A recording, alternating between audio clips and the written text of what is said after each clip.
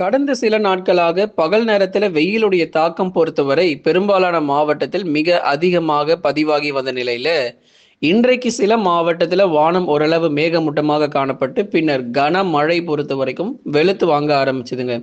அந்த அளவுக்கு வெயிலுடைய கொடூரம் பொறுத்த வரைக்கும் கடலோர மாவட்டங்களை வாட்டி வதச்சுது அப்படிங்கிறது தான் உண்மையான ஒரு விஷயம்.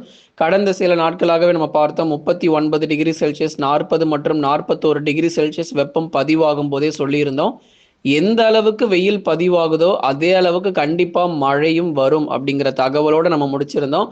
அதே போலவே இன்னைக்கு கடலோர மாவட்டத்தில் ஒரு சில இடத்தில் மிதமான மழையும் சில இடங்கள்ல கனமழையும் புரட்டி போட்டிருக்கு. கண்டிப்பாக இதை பற்றின முழு தகவலையும் நம்ம பார்த்து தெரிந்து கொள்ளலாம். நீங்க நண்பர்களே மறக்காம ஒரு லைக் போடுங்க. யாரெல்லாம் இன்னும் சப்ஸ்கிரைப் பண்ணாம இருக்கீங்களோ மறக்காம எல்லாரும் சப்ஸ்கிரைப் பண்ணிக்கோங்க. அடுத்தடுத்து வரக்கூடிய நாட்கள்ல எப்பொழுது மழை பொழிவு இருக்கும் அப்படிங்கிறத மறக்காம தெரிஞ்சுக்கோங்க. நண்பர்கள் உறவினர்கள் தெரியப்படுத்த மறக்காம ஷேர் பண்ணுங்க. தமிழகத்தில் ஒரு சில மாவட்டத்தில் இடியுடன் கூடிய கனமழை பொறுத்த வரைக்கும் இன்று முதல் படிப்படியாக அதிகரிக்க ஆரம்பிச்சிடும். ஏன்னா இப்போ கடந்த ஏப்ரல் 14 15 வரைக்கும் ஒரு சில மாவட்டங்கள்ல நமக்கு பகுதியாக மழை பதிவான நிலையில அடுத்து வரக்கூடிய நாட்கள் இதுவரைக்கும் எங்கெல்லாம் மழை பெய்யாம இருந்துச்சோ அந்த பகுதிகளில் பரவலாக மழை பெய்ய தொடங்கும். ஏப்ரல் இறுதி மற்றும் மே முதல் வாரத்திலும் பகுதியாக மழை பொழிவு தமிழ்நாட்டில் பதிவாக வாய்ப்புகள் இருக்கு.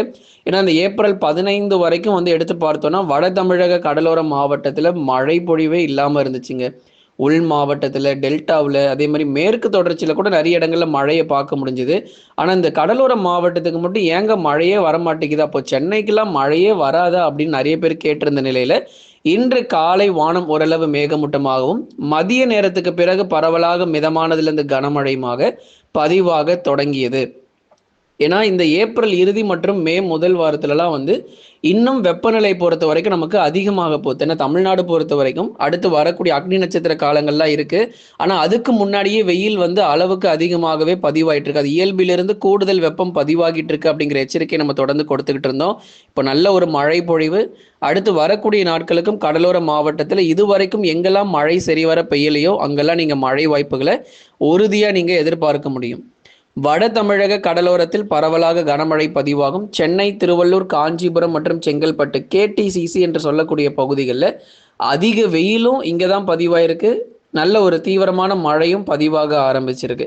ஏன்னா கடந்த ஏப்ரல் முதல் 2 வாரங்கள் அதை எடுத்துக்கிட்ட ஏப்ரல் 14 வரைக்கும் எடுத்துக்கிட்டாலுமே கூட கிட்டத்தட்ட காஞ்சிபுரத்தில் ஸ்ரீபெரும்புதூர் மற்றும் அதன் சுற்றுவட்டார பகுதிகளில் மட்டுமே 40 முதல் 41 டிகிரி செல்சியஸ் வெப்பம் பதிவாச்சு. பகலில் பயங்கரமான வெயிலாக இருந்துச்சுங்க.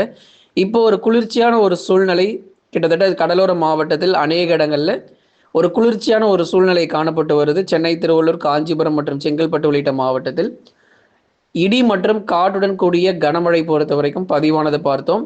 இன்னும் நமக்கு மழை தொடருமா அடுத்து வரக்கூடிய நாட்களிலும் அப்படின்னா, இன்னும் மழை சரிவர பெய்யாத பகுதிகள், இன்றைக்கு நமக்கு மழை சரிவர கிடைக்காத பகுதிகளுக்கு நாளை மற்றும் நாளை மறுநாள் தினங்கள்ல உங்களுக்கு பகுதியாக பரவலாக இதே போல பகல் நேரங்களுக்கு பிறகு சில மாவட்டத்தில் மழை இருக்கும். ஏன்னா எல்லா மாவட்டங்களிலும் ஒரே நேரங்களில் மழை இருக்க போறதில்லை. சில மாவட்டத்தில் இரவு மற்றும் நள்ளிரவிலும் மழை வாய்ப்புகள் எதிர்பாருங்க. வட தமிழக கடலோரத்தில் இருக்கக்கூடிய மீதமுள்ள மாவட்டங்கள் கடலூர், விழுப்புரம், புதுச்சேரி மற்றும் காரைக்கால், கள்ளக்குறிச்சியிலும் பகுதியாக ஒரு சில இடங்களில் மிதமான மழை பொழிவுகள் பரவலாக நம்ம எதிர்பார்க்கலாம். வெயிலுடைய தாக்கம் பொறுத்த வரைக்கும் அந்த அளவுக்கு தீவிரமா பதிவாயிருக்குங்க. பாருங்க மழையினுடைய தீவிரம் பாருங்க எந்த அளவுக்கு நமக்கு அதிகரிச்சிருக்குன்னு சொல்லி. தொடர்ந்து வெப்பசலனம் காரணமாகவே இந்த மழை பொழிவுகள் அடுத்து வரும் நாட்களும் தொடர்ந்து நீடிக்கும். கோடை மழை அதிகரிக்கும். தமிழ்நாட்டில் ஒரு சில மாவட்டத்தில் கோடை மழை பொறுத்த வரைக்கும் நிச்சயமாக அதிகரிக்கும். ஆனால் அடுத்த மாதம் வெயில் இன்னும் மோசமாக இருக்குங்க. ஏன்னா ஏப்ரலில் 41 டிகிரி செல்சியஸ் வரைக்கும் கிட்டத்தட்ட பதிவாயிருச்சு. அடுத்த மாதத்தில் மே மாதத்தில் 42லேருந்து 43 டிகிரி செல்சியஸ் வரைக்கும் போகலாம் அப்படின்னு சொல்லி எதிர்பார்க்கப்படுது. அதனால தயவு செய்து கொஞ்சம் உஷாராக இருந்துக்கோங்க. ஏன்னா அவ்வப்போது கோடை மழை வந்தாலுமே கூட அதிக நாட்கள் நமக்கு வெயில் மட்டுமே பதிவாகிறத நம்ம பார்க்கிறோம். அதனால அடுத்து வரக்கூடிய நாட்கள்ல வட தமிழக உள் மாவட்டத்தில் கிருஷ்ணகிரி மாவட்டத்தில் இரவுல மழை பெய்ய வாய்ப்பு இருக்கு. கிருஷ்ணகிரி மாவட்டத்தில் ஒசூர், தேன்கனிக்கோட்டை, பர்கூர், அது மாதிரி நிறைய பகுதிகளில் இரவு அல்லது நள்ளிரவில் நீங்கள் மழை வாய்ப்பு எதிர்பாருங்க. சில இடத்துல மிதமான மழை பெய்யும், சில இடத்துல பார்த்தா கனமழை வரைக்கும் பதிவாக வாய்ப்பு இருக்கு. வேலூர், திருப்பத்தூர், ராணிப்பேட்டை, திருவண்ணாமலையில பகுதியாக நமக்கு மழை பொழிவு பொறுத்த வரைக்கும் ஆங்காங்கு இரவு நேரங்களிலும் நம்ம எதிர்பார்க்கலாம். மாலை நேரங்களில் சில இடங்களில் வானம் மேகமூட்டமாக இருந்தாலும் இரவு அல்லது நள்ளிரவில் சேலம், கரூர், நாமக்கல், திருப்பூர், ஈரோடு மாவட்டத்திலும் பகுதியாக மழை பதிவாகிறதுக்கான வாய்ப்பும் இருக்கு. ஏற்கனவே ஈரோடு போன்ற மாவட்டங்கள்லாம் பலமான சூறைக்காற்று வீசியதுனால எத்தனையோ பகுதிகளில் மரங்கள் மற்றும் அதனுடைய கிளைகள் எல்லாம் நம்ம சாய்ந்ததை பார்த்தோம். அந்த அளவுக்கு சூறாவளி காற்று ஈரோடு மாவட்டத்தில் வீசி வந்தது. நிறைய இடங்கள்ல மழை பொழிவும் கடந்த நாட்களில் பார்த்தோம். ஆகவே இது போன்ற இந்த கோடை மழை பொறுத்த வரைக்கும் அடுத்து வரக்கூடிய நாட்களிலும் அதிகமாக உள் மாவட்டத்தில் எதிர்பார்க்க முடியும். ஆனால் மிக கனமழை பதிவாகாது. மிதமானதுலேருந்து கனமழை மட்டும்தான் எதிர்பார்க்க முடியும். குறுகிய நேரம் மழை பொழிவுதான், நாள் முழுவதும் மழையெல்லாம் பதிவாகாதுங்க. ஒரு குறுகிய நேரத்தில் மழை பதிவாகிட்டு அதுக்கப்புறம் ஓய்வு கொடுத்துரும். அதுக்கப்புறமா உள் மாவட்டங்கள் நம்ம பார்த்தோம். டெல்டா மாவட்டத்தில் வானம் ஓரளவு மேகமூட்டமாக சில சமயங்களில் காணப்படும். மிதமான மழை பொழிவு பகுதியாக இருக்கும். தஞ்சாவூர், திருவாரூர், நாகப்பட்டினம், அரியலூர், பெரம்பலூர், மயிலாடுதுறை, திருச்சி மற்றும் புதுக்கோட்டையில் மழை பகுதியாக சில இடங்களில் மட்டுமே பதிவாகிறதுக்கான வாய்ப்பு இருக்கு. சில இடத்துல மிதமான மழை, சில இடத்துல கனமழை சொல்லி பகுதியாக அடுத்து வரும் நாட்களில் இந்த வெயிலுடைய தாக்கம் பொறுத்தவரை ஒரு பக்கம் தீவிரமாக இருந்தாலும் மழை பொழிவும் டெல்டா மாவட்டத்தில் பகுதியாக இருக்கும் அப்படிங்கிறதை நம்ம சொல்லிடுறோம். ஏன் பகுதியாக இருக்கு அப்படின்னா இது கோடை காலம் அப்படிங்கிறதுனால சில இடங்களில் மட்டுமே நமக்கு மழை இருக்கும், சில இடத்துல பார்த்தா மழை இருக்காது. ஏன்னா எந்த ஒரு தாழ்வு பகுதியும் நேரடியாக தமிழ்நாட்டில் கரை கடக்க வாய்ப்பு இல்லை. ஒருவேளை ஒரு தாழ்வு பகுதி கரை கடந்ததுன்னா மாவட்டம் முழுவதும் நிறைய இடங்கள்ல எதிர்பார்க்க முடியும்.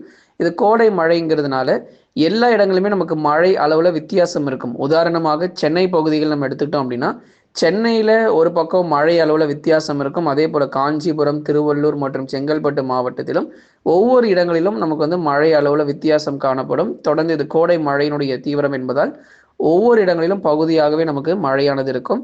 தென் மாவட்ட பகுதிகள் இரவு நேரத்தில் பரவலாக மழை உண்டு. விருதுநகர் மாவட்டத்தினுடைய மேற்கு பகுதிகள் ஸ்ரீவில்லிபுத்தூர், ராஜபாளையம் மற்றும் அதன் சுற்று வட்டார பகுதிகளில் அவ்வப்போது கனமழை எதிர்பாருங்க. தேனியில கனமழை பெய்யும், தென்காசியில கனமழை உண்டு, கன்னியாகுமரி கனமழை உண்டு, தூத்துக்குடி, திருநெல்வேலி வானம் மேகமூட்டமாக இருக்கும். பகுதியாக சில இடத்துல மிதமான மழை வாய்ப்பு. மதுரை, திண்டுக்கல், விருதுநகர், சிவகங்கை, ராமநாதபுரம் உள்ளிட்ட மாவட்டத்தில் இங்கே நம்ம எடுத்துக்கிட்டோம்னா திண்டுக்கல்ல கொடைக்கானல்ல கனமழை எச்சரிக்கை. மற்றபடி மற்ற இடங்கள்ல வெயிலுடைய தாக்கம் கணிசமாக காணப்படும். மதுரை மாவட்டத்திலும் அவ்வப்போது சில நேரங்களில் லேசானது முதல் மிதமான மழை அவ்வப்போது நம்ம எதிர்பார்க்கலாம்.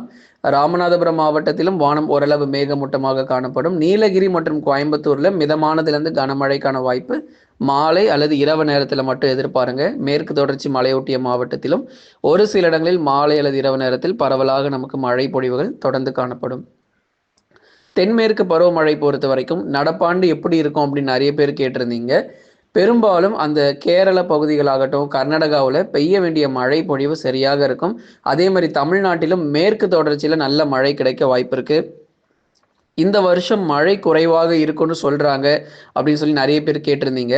ஆனால் மேற்கு தொடர்ச்சியில் கேரள பகுதிகளில், கர்நாடகா கடலோர பகுதிகளில் பெய்ய வேண்டிய மழை பொழிவு அதெல்லாம் சரியாக பதிவாகிறோம். இதில் எங்கெல்லாம் பற்றாக்குறை இருக்கும் அப்படின்னா அந்த வட மாநிலங்கள், குறிப்பாக வட மாநிலங்களில் இருக்கக்கூடிய மத்திய பிரதேஷ், பீகார் போன்ற மாநிலங்கள் இங்கெல்லாம் சற்று இயல்புக்கும் குறைவாகவும், சில இடங்களில் இயல்புக்கு சரிசமமாகவும் நமக்கு பதிவாகும். தமிழ்நாடு பொறுத்த வரைக்கும் நமக்கு பெய்ய வேண்டிய மழை பொழிவுல கிட்டத்தட்ட நமக்கு எல்லாமே அந்த இயல்பு நிலை அப்படிங்கிறது நமக்கு பதிவாகும். குறிப்பாக மேற்கு தொடர்ச்சி உள் மாவட்டங்கள் மற்றும் தென் மாவட்டத்தில் பரவலாக கனமழை தொடர்ந்து அவ்வப்போது நீடித்து கொண்டே இருக்கும். நண்பர்களே, நீங்க மறக்காம ஒரு லைக் பண்ணுங்க, சப்ஸ்கிரைப் பண்ணி தொடர்ந்து சப்போர்ட் பண்ணுங்க. மேற்கு தொடர்ச்சி மலையொட்டிய மாவட்டத்திலும் அடுத்து வரக்கூடிய நாட்கள்ல ஒரு சில இடத்துல பரவலாக கனமழையும் விட்டு விட்டு தொடர்ந்து நீடிக்கக்கூடும்.